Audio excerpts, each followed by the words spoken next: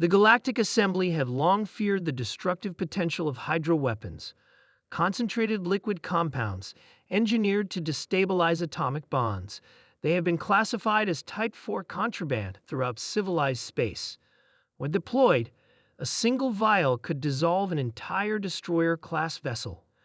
Most species couldn't even handle them without specialized containment suits. Captain Jack Miller of the Earth Expeditionary Force didn't get the memo. "Sir, the alien delegation is arriving in 10 minutes," Lieutenant Adams said, rushing into the captain's quarters aboard the Horizon Asterisk. "They're bringing gifts as a peace offering after the misunderstanding at Proxima." Jack nodded, adjusting his uniform. First contact with the Vracs had gone poorly, a cultural miscommunication that nearly led to interstellar war. This second meeting needed to go perfectly. "Diplomatic protocols are in place?" he asked. "Yes, sir. Though intelligence suggests they may test us somehow." When the Vracs ambassador entered the conference room, flanked by guards with metallic skin and multiple eyes, Jack maintained his composure. The Vracs were the oldest species in the sector, with technology centuries beyond Earth's capabilities. Ambassador Threll, tall and imposing with 6 limbs and crystalline growths protruding from his forehead, placed a case on the table. Inside were 5 glowing vials containing blue liquid that seemed to shift and pulse with inner light. "We offer the humans a test of worthiness," Threll announced, his translator device humming. "These are hydroweapons, the most feared substances in the galaxy. How you respond will determine if humans are truly ready to join galactic society." The alien delegation stepped back, clearly expecting fear. Instead, Jack studied the vials curiously. "Lieutenant, analysis," he whispered. Adams scanned them with his device. "Primarily H2O with trace minerals and strange energy signatures, sir. Similar to water, but different." Jack had spent 20 years in space, faced hostile aliens, survived meteor showers and vacuum exposure. His gut told him this was a test of courage, not combat. He picked up a vial. "Captain Miller," Threll exclaimed, "exercise extreme caution. 1 drop can dissolve metal instantaneously." The room fell silent as Jack studied the shifting blue liquid. He remembered the briefing on Vrax culture. They valued boldness and decisive action above all else. With all eyes upon him, he made his decision. Jack uncapped the vial and drank it in one gulp. The Vrax delegates froze in collective horror, their crystalline growths flashing rapid colors in what humans would later learn was extreme shock. Jack's crew stared in disbelief. A moment passed. Jack smacked his lips thoughtfully. "Tastes like mint," he said. "The hint of cucumber?" Ambassador Threll's translator device stuttered as he struggled to form words. "Impossible. The hydroweapons dissolve any organic matter they contact." Jack shrugged. "It's just fancy water to us.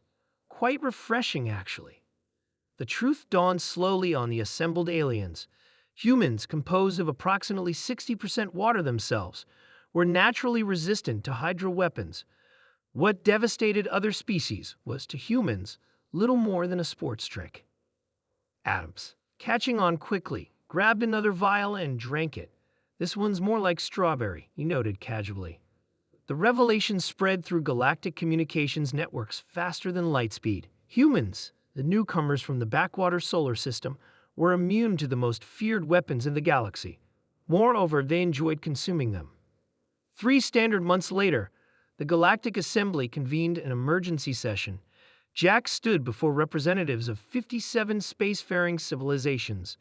"Humanity has unintentionally changed the balance of power," announced the Assembly leader.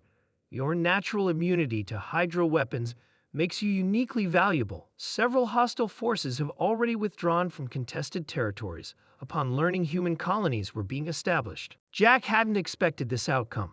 Earth, previously dismissed as an insignificant planet, was suddenly being courted by every major power.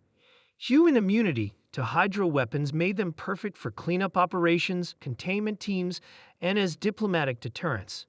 "We propose an alliance," the Assembly leader continued. "Human peacekeeping forces deployed throughout conflict zones would effectively neutralize the hydroweapon threat that has plagued us for centuries." As diplomatic discussions continued, research revealed more about human physiology's unique relationship with the compounds. The same properties that made Earth's water perfect for supporting carbon-based life had also, over millions of years, made humans naturally compatible with the modified hydrogen-oxygen matrices in hydroweapons. 1 year later, human teams were deployed throughout the galaxy, specializing in hydroweapon containment. Colonies sprang up in previously uninhabitable zones. Trade agreements flourished as humans offered protection against the once unstoppable threat.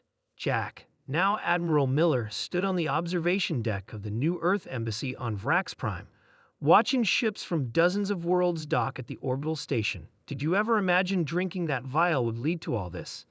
Adams asked, now his senior advisor. Jack shook his head. I just didn't want another diplomatic incident, but it turns out the thing everyone else feared was perfectly harmless to us.